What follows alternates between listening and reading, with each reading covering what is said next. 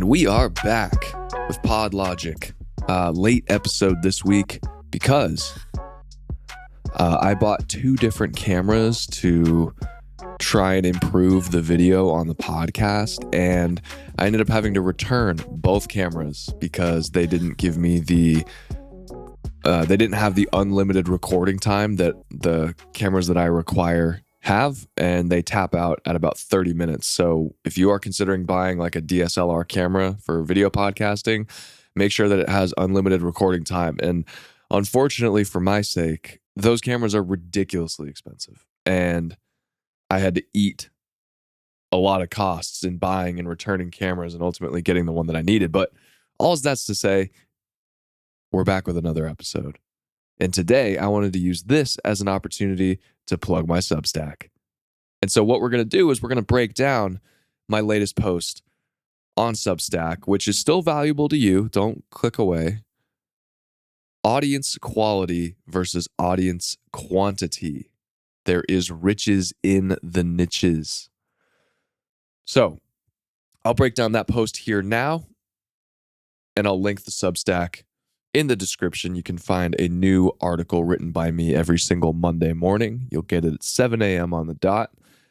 Unlike this podcast, I am very diligent about doing my Substack.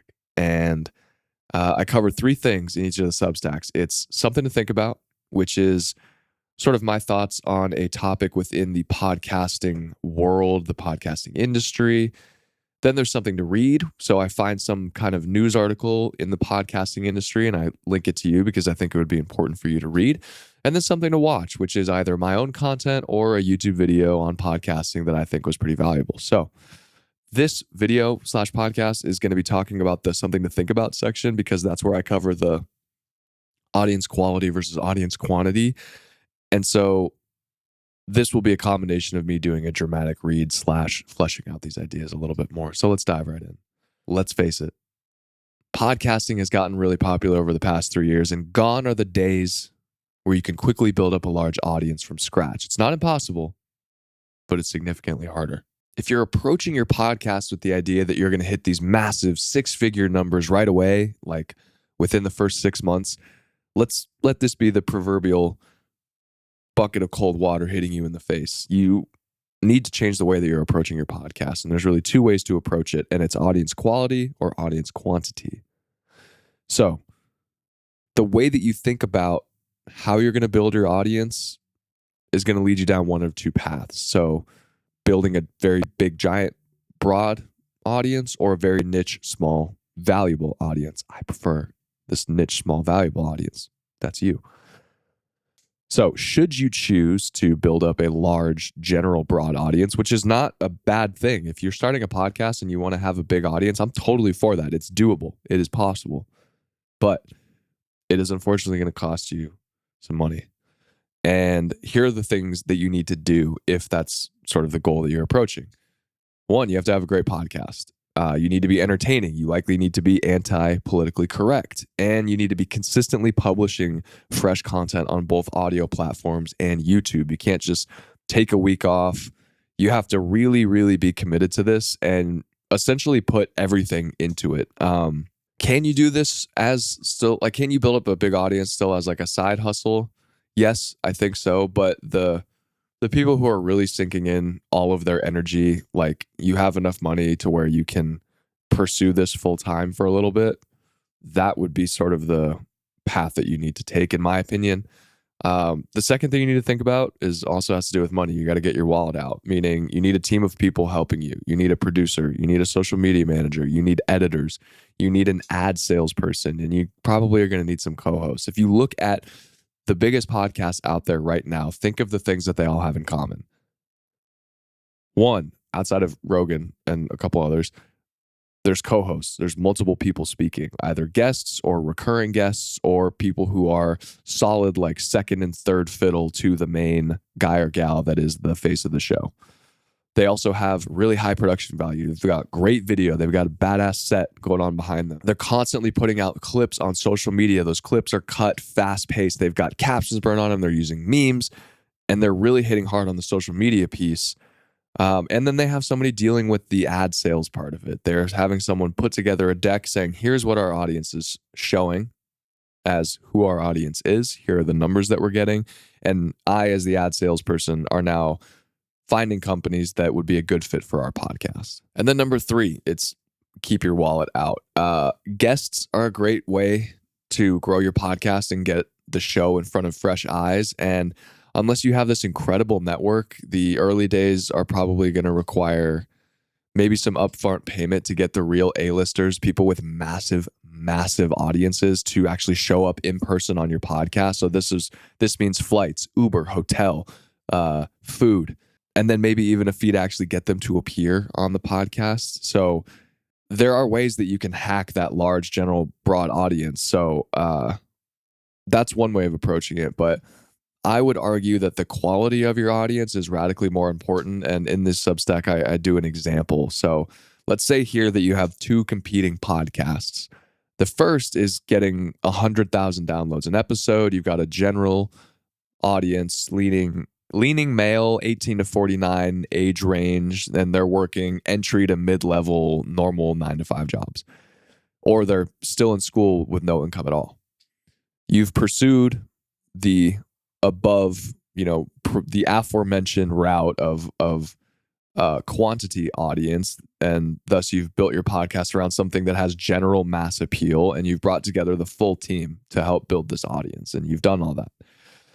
Now let's say you have sponsors. You're sponsored by BetterHelp, Athletic Greens, and MeUndies. And at best, you're getting a $24 CPM, which means cost per 1,000. So per 1,000 downloads, you're getting $24 on each of those ads. And with 3 sponsors on one episode, you're bringing in around $7,000 an episode.